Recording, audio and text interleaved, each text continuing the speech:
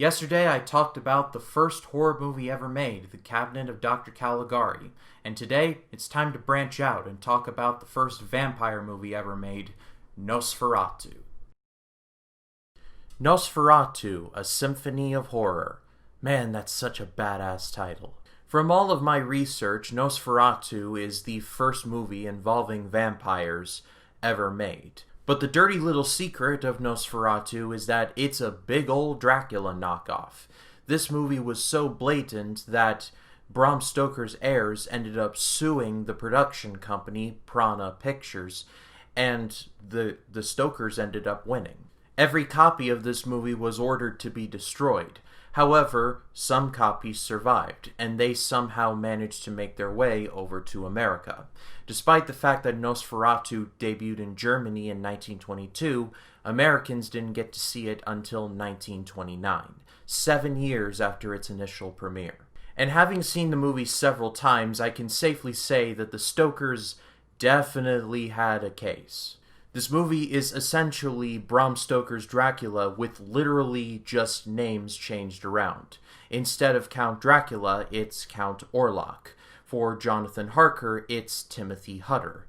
For Mina, it's Ellen. For Renfield, it's Knock, and etc., and etc. So this being a big old Dracula knockoff, you would expect it to be bad. Well, it's actually quite the opposite. It's one of the best silent horror films ever made. I was absolutely stunned to find out that this movie was shot all on one camera, which meant one negative. No, that's totally not a dicey proposition at all. But to his credit, the film's director, F.W. Murnau, used that one camera in about as versatile a way as you could imagine. This movie works due to its brilliant uses of shadows and music. Whenever you see Orlok creeping up a flight of stairs, or entering through a doorway, or rising out of a coffin, despite the fact that there is really no sound coming from the actors, you can tell everything that they're doing just by the shadows being used. And with all that in mind, I think all the credit in the world should be given to Max Schreck, who plays Count Orlok. Everybody talks about how good Bela Lugosi was as Dracula, and that's more than accurate.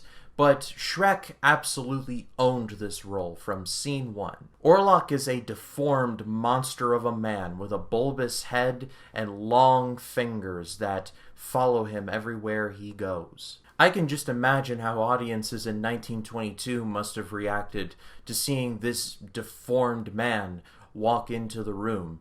Like, there must have been just people fainting. And while all the other actors are incredibly effective, this is, for all intents and purposes, the Max Schreck show. He turned what could have been just Diet Dracula into something that should be studied even to this day, at least in terms of how to create chilling atmosphere. What else is there to say but Nosferatu?